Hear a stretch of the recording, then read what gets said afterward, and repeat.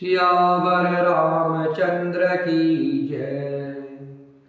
पवन सुत हनुमान की जय। उमापति महादेव की जय। सुन मुनि कथा पुनीत पुरानी, जो गिरिजा प्रति शंभु बखानी। विश्व विदित एक केकय देशु, सत्य केतु तह बसय नरेशु। धर्म धुरंधर नीति निधाना, तेज प्रतापशील बलवाना। तेहि के भय जुगल सुतचारी, सब गुण धाम महारन धीरा। राजधनी जो जेठ सुत आही, नाम प्रताप भानु असताही। अपर सुत ही अरिमर्दन नामा, भुज बल अतुल अचल संग्रामा। यादवल्क्य जी कहते हैं, हे भरद्वाज जी, इस अत्यंत पवित्र इतिहास को शिव जी ने पार्वती जी से कहा था। अब श्री राम जी के अवतार लेने का दूसरा कारण सुनो। हे मुनिवर, वह पवित्र और प्राचीन कथा सुनो जो शिव जी ने पार्वती से कही थी। संसार में प्रसिद्ध एक केकई देश है, वह सत्यकेतु नाम का राजा राज्य करता था। वह धर्म की धुरी को धारण करने वाला, नीति की खान, तेजस्वी, प्रतापी, सुशील और बलवान था। उसके 2 वीर पुत्र हुए, जो सब गुणों के भंडार और बड़े ही रणधीर थे। राज्य का उत्तराधिकारी जो बड़ा लड़का था, उसका नाम प्रताप भानु था। दूसरे पुत्र का नाम अरिमर्दन था, जिसकी भुजाओं में अपार बल था, जो युद्ध में पर्वत के समान अटल रहता था। भाई भाई में बड़ा मेल और सब प्रकार के दोषों और छलों से रहित सच्ची प्रीति थी। राजा ने अपने बड़े पुत्र को राज्य दे दिया और भगवान के भजन के लिए सवै वन को चल दिया। जब प्रताप भानु राजा हुआ, देश में उनकी दुहाई फिर गई। वह वेद में बताई हुई विधि के अनुसार उत्तम रीति से प्रजा का पालन करने लगा। उसके राज्य में पाप का कहीं लेश भी नहीं रह गया। राजा का हित करने वाला और शुक्राचार्य के समान बुद्धिमान धर्मरुचि नाम का उसका मंत्री था। इस प्रकार बुद्धिमान मंत्री और बलवान तथा वीर भाई के साथ सवै राजा भी बड़ा प्रतापी और रणधीर था। साथ में अपार चतुर्ंगणी सेना थी, जिसमें असंख्य योद्धा थे, जो सब के सब रण में जूझ मरने वाले थे। अपनी सेना को देखकर राजा बहुत प्रसन्न हुआ और घमाघम नगाड़े बजने लगे। दिग्विजय के लिए सेना सजाकर राजा शुभ दिन साध कर और डंका बजाकर चला। जहाँ तहाँ बहुत सी लड़ाइयाँ हुई। उसने सब राजाओं को बलपूर्वक जीत लिया। अपनी भुजाओं के बल से उसने 7 द्वीपों अर्थात भूमि खंडों को अपने वश में कर लिया और राजाओं से दंड कर ले लेकर उन्हें छोड़ दिया। संपूर्ण पृथ्वी मंडल का उस समय प्रतापभान ही एकमात्र चक्रवर्ती राजा था। संसार भर को अपनी भुजाओं के बल से बस में करके राजा ने अपने नगर में प्रवेश किया। राजा अर्थ, धर्म और काम आदि के सुखों का समय समय अनुसार सेवन करता था। राजा प्रतापभान का बल पाकर पृथ्वी सुंदर कामधेनु मन चाही वस्तु देने वाली हो गई। उनके राज्य में प्रजा सब प्रकार के दुखों से रहित और सुखी थी और सभी स्त्री पुरुष सुंदर और धर्मात्मा थे। धर्मरुचि मंत्री का श्री हरि के चरणों में प्रेम था। वह राजा के हित के लिए सदा उसको नीति सिखाया करता था। राजा गुरु देवता संत पितर और ब्राह्मण इन सब की सदा सेवा करता रहता था। वेदों में राजाओं के जो धर्म बताए गए हैं, राजा प्रतापभानु सदा आदर पूर्वक और सुख मानकर उन सबका पालन करता था। प्रतिदिन अनेक प्रकार के दान देता और उत्तम शास्त्र वेद और पुराण सुनता था। उसने बहुत सी बावलियाँ, कुएं, तालाब, फुलवाड़ियाँ, सुंदर बगीचे, ब्राह्मणों के लिए घर और देवताओं के सुंदर विचित्र मंदिर सब तीर्थों में बनवाए। वेद और पुराणों में जितने प्रकार के यज्ञ कहे गए हैं, राजा ने एक एक करके उन सब यज्ञों को प्रेम सहित हजार हजार बार किया। राजा के हृदय में किसी फल की कामना नहीं थी। राजा बड़ा ही बुद्धिमान और ज्ञानी था। वह ज्ञानी राजा कर्म, मन और वाणी से जो कुछ भी धर्म करता था, सब भगवान को अर्पित करके करता था। एक बार वह राजा एक अच्छे घोड़े पर सवार होकर शिकार का सब सामान सजाकर विंध्याचल के घने जंगल में गया और वहां उसने बहुत से उत्तम उत्तम हिरण मारे। राजा ने वन में फिरते हुए एक सुअर को देखा।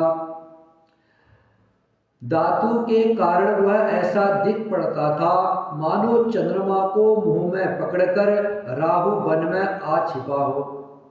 चंद्रमा बड़ा होने से उसके मुंह में समाता नहीं है और मानो क्रोधवश वह भी उसे उगलता नहीं है। यह तो सुअर के भयानक दांतों की शोभा कही गई है। उसका शरीर भी बहुत विशाल और मोटा था। घोड़े की आहट पाकर के वह घुरघुराता हुआ कान उठाए चौकन्ना होकर देख रहा था। नील पर्वत के शिखर के समान विशाल शरीर वाले उस सुअर को देखकर राजा घोड़े को चाबुक लगाकर तेजी से चला और उसने सुअर को ललकारा कि अब तेरा बचाव नहीं हो सकता। अधिक शब्द करते हुए घोड़े को अपनी तरफ आता देखकर सुअर पवन वेग से भाग चला। राजा ने तुरंत ही बाण को धनुष पर चढ़ाया। सुअर बाण को देखते ही धरती में दुबक गया। राजा तक तक कर तीर चलाता है, परंतु सुअर छल करके शरीर को बचाता जाता है। वह पशु कभी प्रकट होता है और कभी छिपता हुआ भाग जाता था और राजा भी क्रोध के वश उसके साथ लगा चला जाता था, उसके पीछे पीछे जा रहा था। सुअर बहुत दूर ऐसे घने जंगल में चला गया जहाँ हाथी घोड़े का निभाव नहीं था, अर्थात हाथी घोड़े भी वहाँ नहीं जा सकते थे, इतना घन वन था। राजा बिल्कुल अकेला था और वन में कलेश भी बहुत था। फिर भी राजा ने उस पशु का पीछा नहीं छोड़ा। राजा को बड़ा धैर्यवान देखकर सुअर भागकर पहाड़ की एक गहरी गुफा में जा घुसा। उसमें जाना कठिन देखकर राजा को बहुत पछताकर लौटना पड़ा, पर उस घोर वन में वह रास्ता भूल गया। बहुत परिश्रम करने से थका हुआ और घोड़े समेत भूख प्यास से व्याकुल राजा नदी तालाब खोजता खोजता पानी बिना बेहाल हो गया। वन में फिरते फिरते उसने एक आश्रम देखा। वह कपट से मुनि का भेष बनाए एक राजा रहता था, जिसका देश राजा प्रतापभानु ने छीन लिया था और जो सेना को छोड़कर युद्ध से भाग गया था। प्रतापभान का समय जानकर, अपना कुसमय अनुमान कर उसके मन में बड़ी ग्लानि हुई। इससे वह न तो घर गया और न अभिमानी होने के कारण राजा प्रतापभान से ही मिला। दरिद्र की भांति मन में ही क्रोध को मारकर वह राजा तपस्वी के भेष में वन में रहता था। राजा प्रतापभान उसी के पास गया। उसने तुरंत पहचान लिया कि यह प्रतापभान है। राजा प्यासा होने के कारण व्याकुलता में उसे पहचान न सका। सुंदर भेष देखकर राजा ने उसे महामुनि समझा और घोड़े से उतरकर उसे प्रणाम किया। परंतु बड़ा चतुर होने के कारण राजा ने उसे अपना नाम नहीं बतलाया। राजा को प्यासा देखकर उसने सरोवर दिखला दिया। हर्षित होकर राजा ने घोड़े सहित उसमें स्नान और जलपान किया। सारी थकावट मिट गई। राजा सुखी हो गया। तब तपस्वी उसे अपने आश्रम में ले गया और सूर्यास्त का समय जानकर राजा को बैठने के लिए आसन दिया। फिर वह तपस्वी कोमलवाणी से बोला, तुम कौन हो? सुंदर युवक होकर जीवन की परवाह न करके वन में अकेले क्यों फिर रहे हो?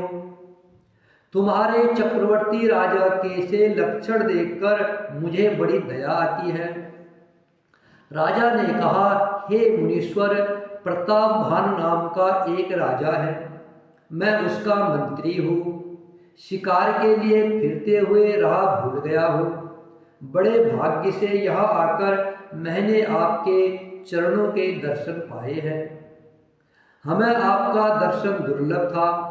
इससे जान पड़ता है कुछ भला होने वाला है। मुनि ने कहा, हे तात, अंधेरा हो गया।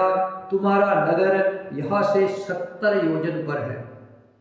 हे सुजान, सुनो, घोर अंधेरी रात है। घना जंगल है। रास्ता नहीं है। ऐसा समझकर तुम आज यही ठहर जाओ। सवेरा होते ही चले जाना। तुलसीदास जी कहते हैं, जैसी होनहार होती है वैसी ही सहायता मिल जाती है। या तो वह आप ही उसके पास आती है या उसको वह ले जाती है। हे नाथ, बहुत अच्छा, ऐसा कहकर और उसकी आज्ञा सिर चढ़ाकर घोड़े को वृक्ष से बांधकर राजा बैठ गया। राजा ने उसकी बहुत प्रकार से प्रशंसा की और उसके चरणों की वंदना करके अपने भाग्य की सराहना की। फिर सुंदर कोमलवाणी से कहा, हे प्रभु, आपको पिता जानकर मैं विदाई करता हूँ। हे मुनीश्वर, मुझे अपना पुत्र और सेवक जानकर अपना नाम विस्तार से बतलाइए। राजा ने उसको नहीं पहचाना, पर वह राजा को पहचान गया था। राजा तो शुद्ध हृदय था और वह कपट करने में चतुर था। एक तो बैरी, फिर जात का क्षत्रिय, फिर राजा। वह छल बल से अपना काम बनाना चाहता था। वह शत्रु अपने राज्य सुख को समझ करके, स्मरण करके दुखी था। उसकी छाती कुम्हार के आग की तरह भीतर ही भीतर सुलग रही थी। राजा के सरल वचन कान से सुनकर अपने बैर को याद कर वह हृदय में हर्षित हुआ। वह कपट में डुबोकर बड़ी युक्ति के साथ कोमलवाणी बोला, अब हमारा नाम भिखारी है, क्योंकि हम निर्धन और घर द्वारहीन हैं। राजा ने कहा, जो आपके सदस्य विज्ञान के निधान और सर्वथा अभिमान रहित होते हैं, वे अपने स्वरूप को सदा छिपाए रहते हैं, क्योंकि कुवेश बनाकर रहने में ही सब तरह का कल्याण है। प्रकट संत भेष में मान होने की संभावना है और मान से पतन की। सियावर रामचंद्र की जय। पवन सुत हनुमान की जय। उमापति महादेव की जय। श्री राम जय जय राम। श्री राम जय जय राम। श्री राम जय जय राम। इसी से तो संत और वेद पुकार कर कहते हैं, संत और वेद पुकार कर कहते हैं कि परम अकिंचन, सर्वथा अहंकार, ममता और मान रहित ही भगवान को प्रिय होते हैं। आप सरीके निर्धन, भिखारी और गृहहीनों को देखकर ब्रह्मा जी और शिव जी को भी संदेह हो जाता है कि ये वास्तविक संत है या भिखारी है। आप जो हो सो हो, अर्थात जो कोई भी आप हो, मैं आपके चरणों में नमस्कार करता हूँ। हे स्वामी, अब मुझ पर कृपा कीजिए। अपने ऊपर राजा की संभाविक प्रीति और अपने विषय में उसका अधिक विश्वास देखकर सब प्रकार से राजा को अपने वश में करके अधिक स्नेह दिखाता हुआ वह कपट तपस्वी बोला, हे राजन, मैं तुमसे सत्य कहता हूँ, मुझे यहाँ रहते बहुत समय बीत गया। अब तक न तो कोई मुझसे मिला है और न मैं अपने को किसी पर प्रकट करता हूँ, क्योंकि लोक में प्रतिष्ठा अग्नि के समान है जो तपरूपी वन को भस्म कर डालती है। तुलसीदास जी कहते हैं, सुंदर भेष देखकर मूढ़ नहीं, चतुर मनुष्य भी धोखा खा जाते हैं। सुंदर मोर को देखो, उसका वचन तो अमृत के समान है और आहार सांप का है। कपट तपस्वी ने कहा, इसी से मैं जगत में छिपकर रहता हूँ। श्री हरि को छोड़कर किसी से कुछ भी प्रयोजन नहीं रखता। प्रभु तो बिना जनाए ही सब जान जाते हैं। फिर कहो संसार को रिझाने से क्या सिद्धि मिलेगी। तुम पवित्र और सुंदर बुद्धि वाले हो, इससे मुझे बहुत ही प्यारे हो और तुम्हारी भी मुझ पर प्रीति और विश्वास है। हे तात, अब यदि मैं तुमसे कुछ छिपाता हूँ तो मुझे बहुत ही भयानक दोष लगेगा। जो वह तपस्वी उदासीनता की बातें कहता था, त्यों ही त्यों राजा को विश्वास उत्पन्न होता जाता था। जब उस बगुले की तरह ध्यान लगाने वाले कपटी मुनि ने राजा को कर्म, मन और वचन से अपने वश में जाना, तब वह बोला, हे भाई, हमारा नाम एक तनु है। यह सुनकर राजा ने फिर सिर नवाकर कहा, मुझे अपना अत्यंत अनुरागी सेवक जानकर अपने नाम का अर्थ समझाकर कहिए। कपटी मुनि ने कहा, जब सबसे पहले सृष्टि उत्पन्न हुई थी तभी मेरी उत्पत्ति हुई थी। तब से मैंने फिर दूसरी देह नहीं धारण की, इसी से मेरा नाम एक तनु है। हे पुत्र, मन में आश्चर्य मत करना, तप से कुछ भी दुर्लभ नहीं है। तप के बल से ब्रह्मा जगत को रचते हैं, तप ही के बल से विष्णु संसार का पालन करने वाले बने।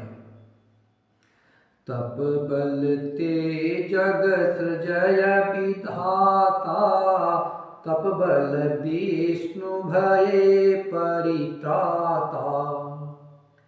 तप बल शंभु करहि संहारा, तपते आगमन कछु संसारा।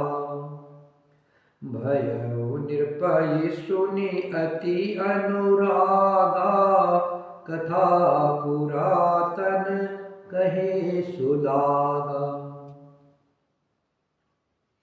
हे पुत्र, तप से कुछ भी दुर्लभ नहीं है। तप के बल से ही ब्रह्मा जगत को रचते हैं, तप के बल से विष्णु पालन करते हैं और तप के बल से ही रुद्र संहार करते हैं। संसार में कोई ऐसी वस्तु नहीं है जो तप से न मिल सके। यह सुनकर राजा को बड़ा अनुराग हुआ। तब वह तपस्वी पुरानी कथाएं कहने लगा। कर्म, धर्म और अनेक प्रकार के इतिहास कहकर वह वैराग्य और ज्ञान का निरूपण करने लगा। सृष्टि की उत्पत्ति, पालन और संहार की अपार आश्चर्य भरी कथाएं उसने विस्तार से कही।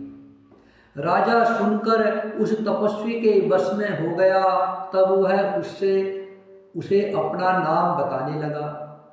तपस्वी ने कहा, राजन, मैं तुमको जानता हूँ।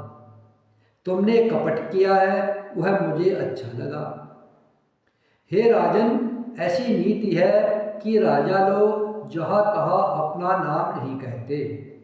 तुम्हारी वही चतुराई समझकर तुम पर मेरा बड़ा प्रेम हो गया है। तुम्हारा नाम प्रताप भानु है। महाराज सत्यकेत तुम्हारे पिता थे। हे राजन, गुरु की कृपा से मैं सब जानता हूँ, पर अपनी हानि समझकर कहता नहीं। हे तात, तुम्हारा स्वाभाविक सरलता, प्रेम, विश्वास और नीति में निपुणता देखकर मेरे मन में तुम्हारे ऊपर बड़ी ममता उत्पन्न हो गई है। इसलिए मैं तुम्हारे पूछने पर अपनी कथा कहता हूँ। अब मैं प्रसन्न हूँ, इसमें संदेह न करना। हे राजन, जो मन को अच्छा लगे वही मांग लो। सुंदर वचन सुनकर राजा हर्षित हो गया और मुनि के पैर पकड़कर उसने बहुत प्रकार से विनती की। हे दया सागर मुनि, आपके दर्शन से ही चारों पदार्थ धर्म, अर्थ, काम और मोक्ष मेरी मुट्ठी में आ गए। तो भी स्वामी को प्रसन्न देखकर मैं यह दुर्लभ वर मांगकर क्यों न शोक रहित हो जाऊं। मेरा शरीर वृद्धावस्था, मृत्यु और दुख से रहित हो जाए। मुझे युद्ध में कोई जीत न सके और पृथ्वी पर मेरा 100 कल्प तक एक छत्र अकंटक राज्य हो। तपस्वी ने कहा, हे राजन, ऐसा ही होगा, पर एक बात कठिन है, उसे भी सुन लो। हे पृथ्वी के स्वामी, केवल ब्राह्मण कुल को छोड़ काल भी तुम्हारे चरणों में सिर नवाएगा। तप के बल से ब्राह्मण सदा बलवान रहते हैं, उनके क्रोध से रक्षा करने वाला कोई नहीं है। हे नरपति, यदि तुम ब्राह्मणों को वश में कर लो तो ब्रह्मा, विष्णु और महेश भी तुम्हारे अधीन हो जाएंगे। ब्राह्मण कुल से जोर जबरदस्ती नहीं चल सकती। मैं दोनों भुजा उठाकर सत्य कहता हूँ, हे राजन, ब्राह्मणों के शाप के बिना तुम्हारा नाश किसी भी काल में नहीं होगा। राजा उसके वचन सुनकर बड़ा प्रसन्न हुआ और कहने लगा, हे स्वामी, मेरा नाश अब नहीं होगा। हे कृपा निधान प्रभु, आपकी कृपा से मेरा सब समय कल्याण होगा। ऐसा ही हो कहकर वह कुटिल कपटी मुनि फिर बोला, तुम मेरे मिलने तथा अपने राह भूल जाने की बात किसी से नहीं कहना। अगर कह दोगे तो हमारा दोष नहीं है। हे राजन, मैं तुमको इसलिए मना करता हूँ कि इस प्रसंग को कहने से तुम्हारी बड़ी हानि होगी। छठे कांड में यह बात पढ़ते ही तुम्हारा नाश हो जाएगा। मेरा यह वचन सत्य जानना। हे प्रताप भानु, इस बात के प्रकट करने से अथवा ब्राह्मणों के शाप से तुम्हारा नाश होगा और किसी उपाय से चाहे ब्रह्मा और शंकर भी मन में क्रोध करें तो तुम्हारी मृत्यु नहीं होगी। श्री राम जय राम, जय जय राम। श्री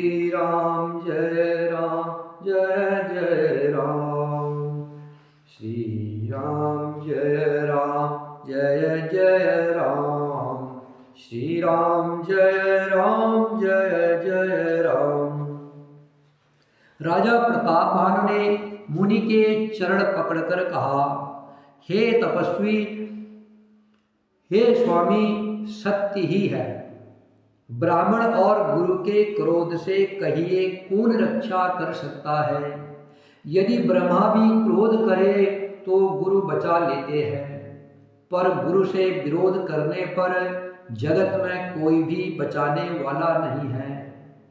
यदि मैं आपके कथन के अनुसार नहीं चलूंगा तो भले ही मेरा नाश हो जाए, मुझे इसकी चिंता नहीं है। मेरा मन तो हे प्रभु एक ही डर से डर रहा है कि ब्राह्मणों का शाप बड़ा भयानक होता है। वे ब्राह्मण किस प्रकार से वश में हो सकते हैं, कृपा करके वह भी बतलाइए। हे दीन दयालु, आपको छोड़कर और किसी को मैं अपना हित नहीं देखता। तपस्वी ने कहा, हे राजन, संसार में उपाय तो बहुत है, पर वे कष्ट साध्य है, बड़ी कठिनता से बनने में आते हैं, और इस पर भी सिद्ध हो या न हो उनकी सफलता निश्चित नहीं है। हाँ, एक उपाय बहुत सहज है, परंतु उसमें भी एक कठिनता है। हे राजन, वह युक्ति तो मेरे हाथ है, पर मेरा जाना तुम्हारे नगर में हो नहीं सकता।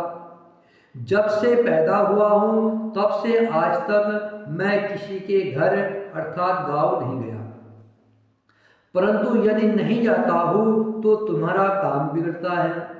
आज यह बड़ा असमंजस आ पड़ा है।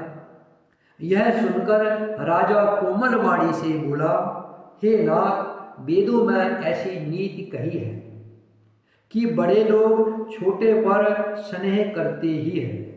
पर्वत अपने सिरों पर सदा घास को धारण किए रहते हैं। अगाध समुद्र अपने मस्तक पर फैल को धारण करता है, और धरती अपने सिर पर सदा धूलि को धारण किए रहती है।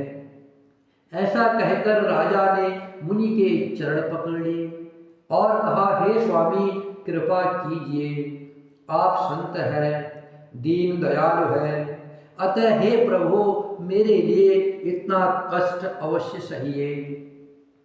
राजा को अपने अधीन जानकर कपट में प्रवीण तपस्वी बोला, हे राजन, मैं तुमसे सत्य कहता हूँ, जगत में मुझे कुछ भी दुर्लभ नहीं है।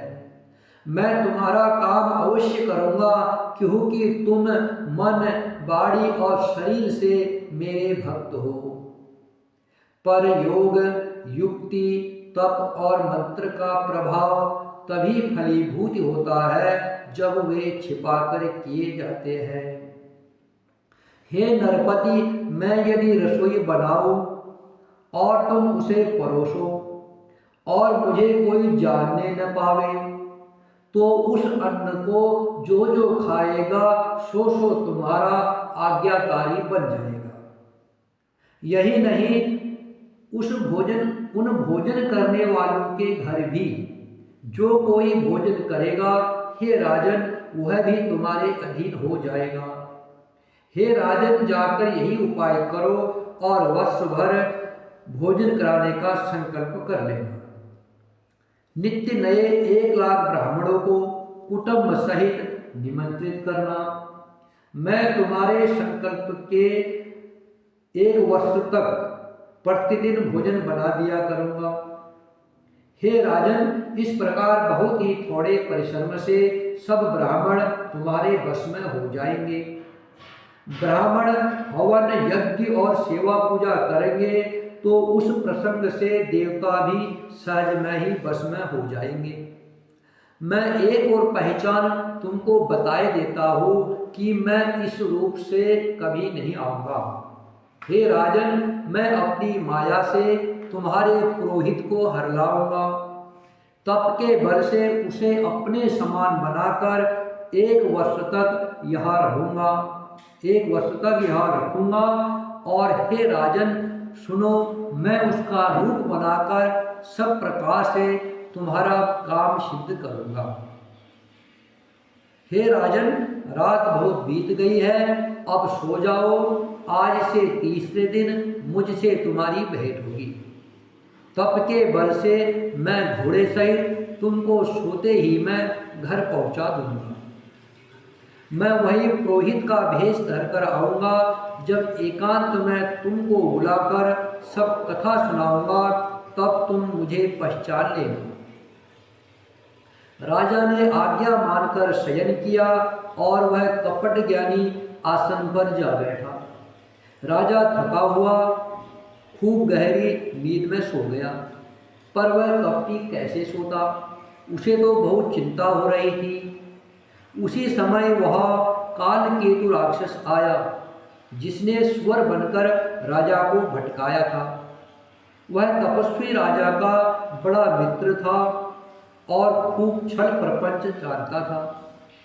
उसके 100 पुत्र और 10 भाई थे, जो बड़े ही दुष्ट, किसी से न जीते जाने वाले और देवताओं को दुख देने वाले थे। ब्राह्मणों, संतों और देवताओं को दुखी देखकर राजा ने उन सबको पहले ही युद्ध में मार डाला था। उस दुष्ट ने पिछला बैर याद करके तपस्वी राजा से मिलकर षड्यंत्र किया और जिस प्रकार शत्रु का नाश हो वही उपाय बचा। भावी वश राजा प्रतापभानु कुछ भी न समझ सका। तेजस्वी शत्रु अकेला भी हो तो भी उसे छोटा नहीं समझना चाहिए। जिसका सिर मात्र बचा था वह राहु आज तक सूर्य चंद्रमा को दुख देता है। तपस्वी राजा अपने मित्र को देखकर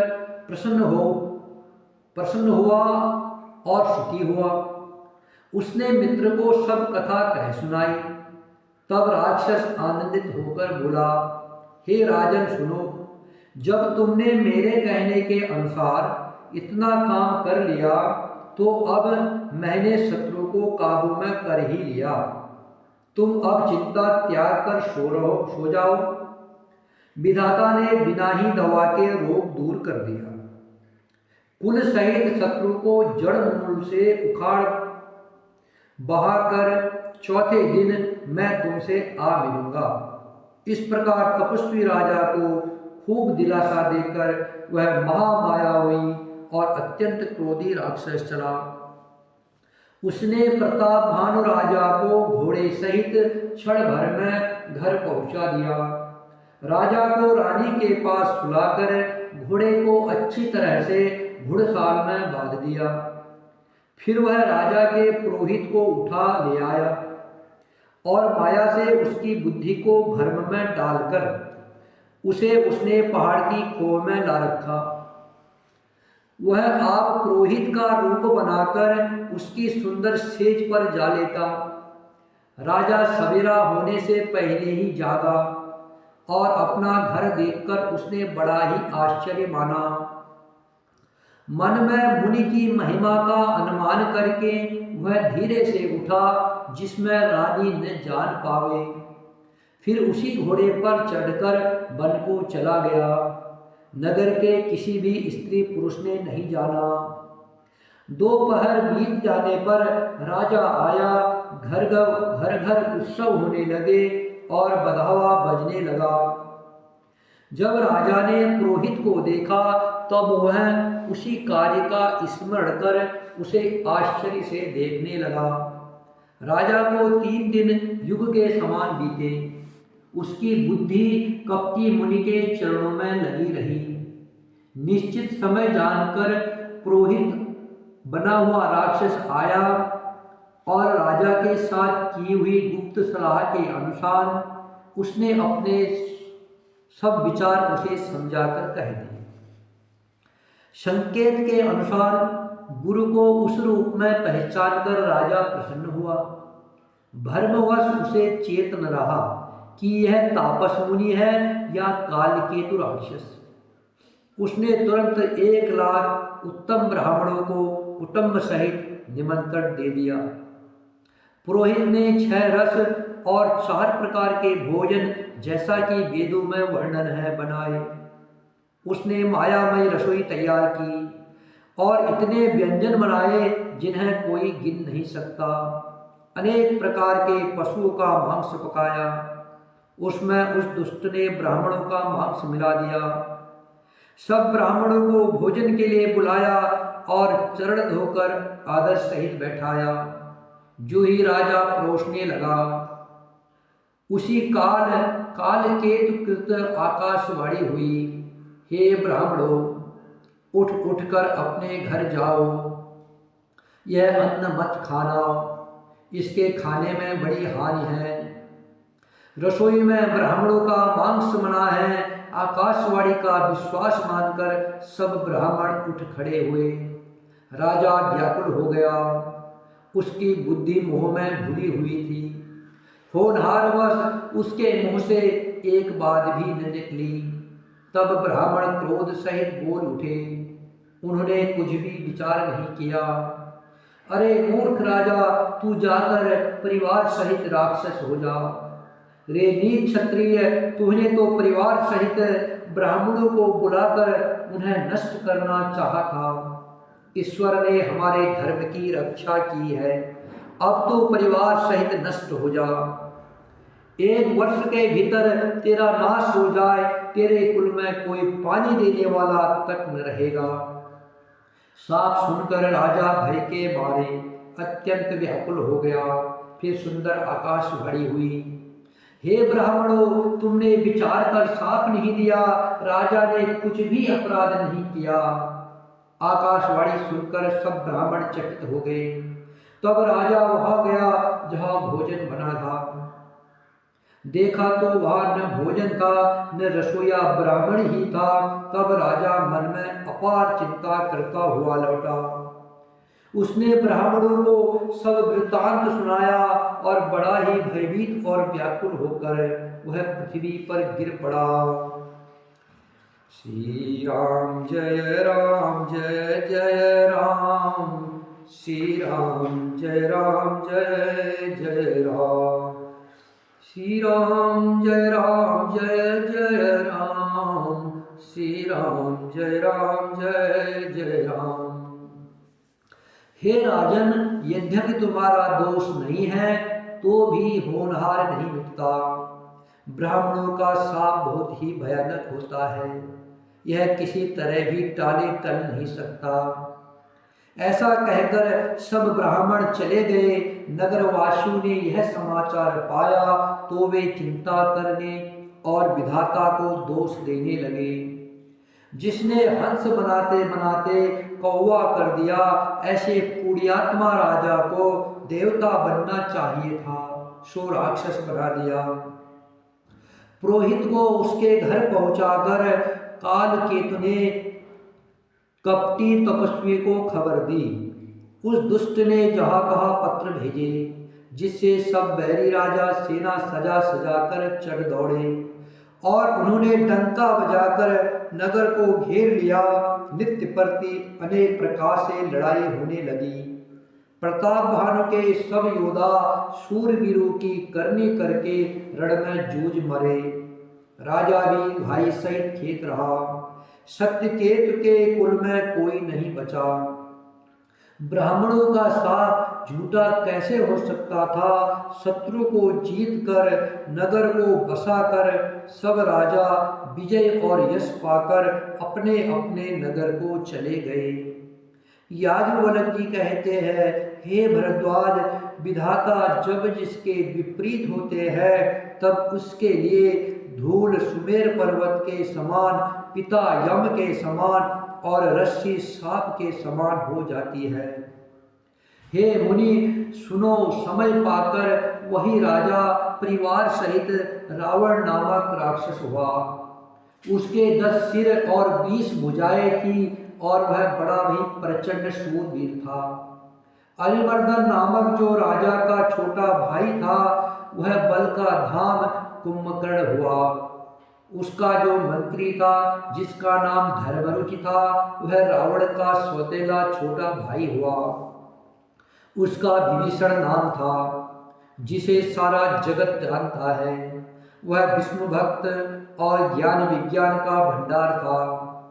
और जो राजा के पुत्र और सेवक थे वे सभी बड़े भयानक राक्षस हुए। वे सब अनेकों जाति के मनमाना रूप धारण करने वाले दुष्ट, कुटिल, भयंकर, विवेक रहित, निर्दयी, हिंसक, पापी और संसार भर को दुख देने वाले हुए। उनका वर्णन नहीं हो सकता है। यद्यपि वे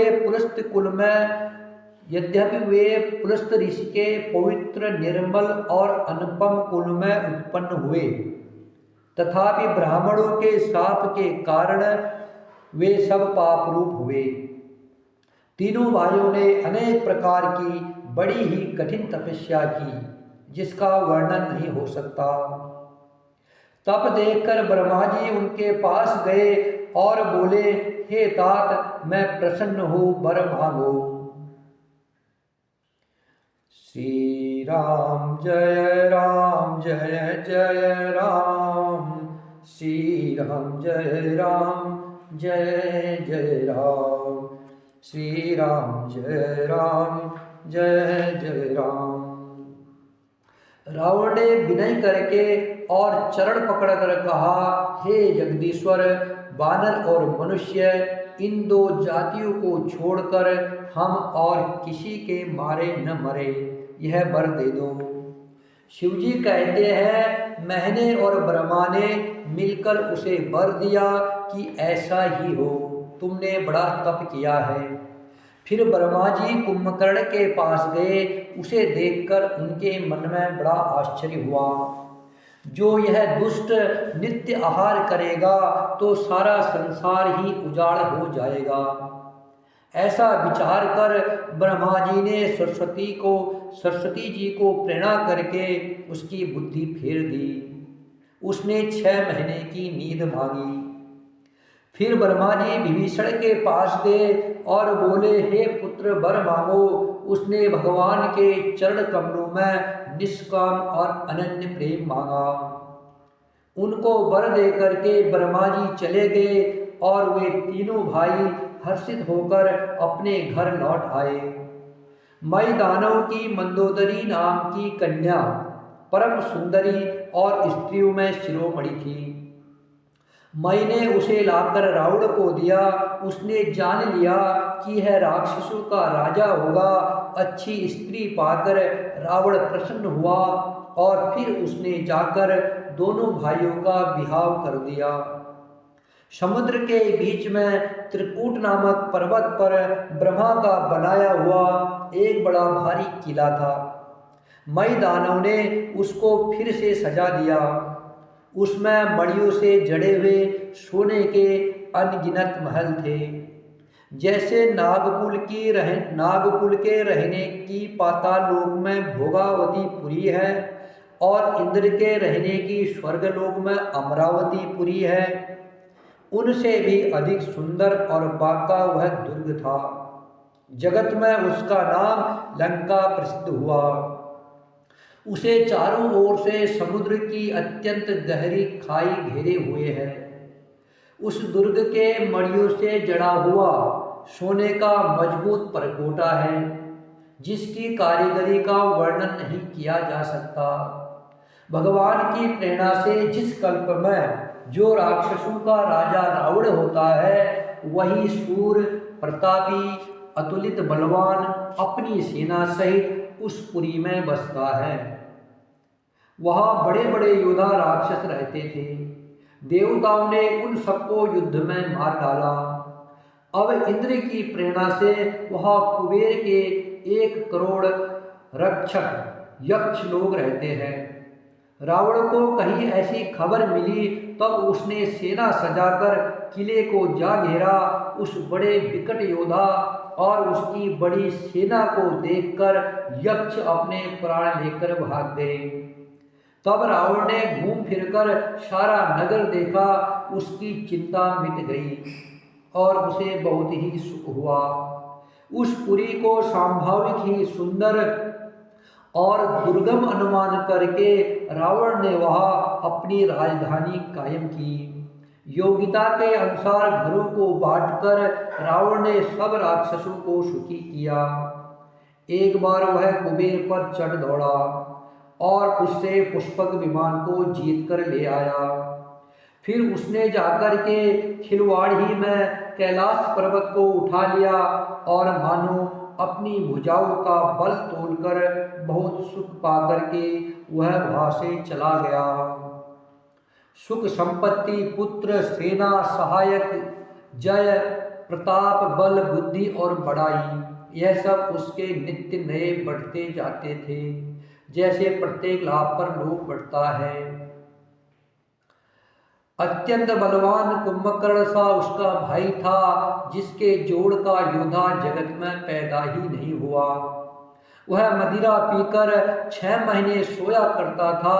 उसके जागते ही तीनों लोकों में तहलका मच जाता था। यदि वह प्रतिदिन भोजन करता तब तो संपूर्ण विश्व शीघ्र ही चौपट हो जाता। रणधीर ऐसा था कि जिसका वर्णन नहीं किया जा सकता। उसके ऐसे असंख्य बलवान वीर थे। मेघनाद रावण का बड़ा लड़का था, जिसका जगत के योद्धाओं में पहला नंबर था। रण में कोई भी उसका सामना नहीं कर सकता था। स्वर्ग में तो नित्य भगदड़ मची रहती थी। इसके अतिरिक्त दुर्मुख, अकंपन, ब्रजदंत, धूमकेतु और अतिकाय आदि ऐसे अनेक योद्धा थे, जो अकेले ही सारे जगत को जीत सकते थे। सभी राक्षस मनमाना रूप बना सकते थे और आसुरी माया जानते थे। उनके दया धर्म स्वप्न में भी नहीं था। एक बार सभा में बैठे हुए रावण ने अपने अनगिनत परिवार को देखा। पुत्र, पौत्र, कुटुंबी और सेवक ढेर के ढेर थे। राक्षसों की जातियों को तो गिन कौन सकता है। अपनी सेना को देखकर संभाव से ही अभिमानी रावण क्रोध और गर्व में शनि हुई बाणी बोला, हे समस्त राक्षसों के दलों, देवतागण हमारे शत्रु है। वे सामने आकर युद्ध नहीं करते, बलवान शत्रु को देखकर भाग जाते हैं। उनका मरण एक ही उपाय से हो सकता है, मैं समझाकर कहता हूँ, अब उसे सुनो। ब्राह्मण भोजन, यज्ञ, हवन और श्राद्ध, इन सब में जाकर तुम बाधा डालो। भूख से दुर्बल और बलहीन होकर देवता सहज में आ मिलेंगे, तब उनको मैं मार डालूंगा, अर्थात भली भांति अपने अधीन करके सर्वथा पराधीन करके छोड़ दूंगा। फिर उसने मेघनाद को बुलाया और सिका पढ़ाकर उसके बल और देवताओं के प्रति बैर भाव को उत्तेजना दी। फिर कहा, हे पुत्र मेघनाद, जो देवता रण में धीर और बलवान है और जिन्हें लड़ने का अभिमान है, उन्हें युद्ध में जीत कर बांध लाना।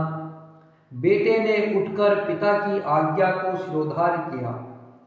इसी तरह उसने सबको आज्ञा दी और खुद भी हाथ में गदा लेकर चल दिया। रावण के चलने से पृथ्वी डगमगाने लगी और उसकी गर्जना से देवर मणियों के गर्भ गिरने लगे। रावण को क्रोध सहित आते हुए सुनकर देवताओं ने सुमेर पर्वत की गुफाएं तकी। भागकर सुमेर की गुफाओं का आश्रय लिया। दिक्पालों के सारे सुंदर लोगों को रावण ने सुना पाया। वह बार बार भारी सिंह गर्जना करके देवताओं को ललकार ललकार कर गालियां देता था। रण के मद में मतवाला होकर वह अपनी जोड़ी का योद्धा खोजता हुआ जगत भर में दौड़ता फिरा, परंतु उसे ऐसा योद्धा कहीं नहीं मिला। सूर्य, चंद्रमा, वायु, वरुण, कुबेर, अग्नि, काल और यम, सब अधिकारी, किन्नर, सिद्ध, मनुष्य, देवता और नाग, सभी के पीछे वह हठपूर्वक पड़ गया। किसी को भी उसने शांति पूर्वक नहीं बैठने दिया। ब्रह्मा की सृष्टि में जहाँ तक शरीरधारी स्त्री पुरुष थे, सभी रावण के अधीन हो गए। डर के मारे सभी उसकी आज्ञा का पालन करते थे और नित्य आकर नम्रता पूर्वक उसके चरणों में सिर नवाते थे। उसने भुजाओं के बल से सारे विश्व को अपने बस में कर लिया, किसी को स्वतंत्र नहीं रहने दिया। मंडलिक राजाओं का शिरोमणि सार्वभौम सम्राट रावण अपने इच्छा अनुसार राज्य करने लगा। देवता, यक्ष, गंधर्व, मनुष्य, किन्नर और नागों की कन्याओं तथा बहुत सी अन्य सुंदर और उत्तम स्त्रियों को उसने अपनी भुजाओं के बल से जीतकर ब्याह लिया। मेघनाद से उसने जो कुछ कहा था उसने पहले से ही मानो करके रख दिया था। रावण के कहने भर की देर थी, उसने आज्ञा पालन में तनिक भी देर नहीं की। जिनको रावण ने मेघनाद से पहले आज्ञा दे रखी थी, उन्होंने जो करतूत की उसे सुनो। सब राक्षसों के समूह देखने में बड़े भयानक, पापी और देवताओं को दुख देने वाले थे। वे असुरों के समूह उपद्रव करते थे और माया से अनेकों प्रकार के रूप धरते थे। जिस प्रकार धर्म की जड़ कटे, वे वही सब वेद विरोध काम करते थे। जिस जिस स्थान में गाय और ब्राह्मणों को पाते थे, उसी नगर, गांव और पूर्वे में आग लगा देते थे। कहीं भी शुभ आचरण नहीं होते थे। देवता, ब्राह्मण और गुरु को कोई नहीं मानता था। न हरि भक्ति थी, न यज्ञ, तप और ज्ञान था। वेद और पुराण तो स्वप्न में भी सुनने को नहीं मिलते थे।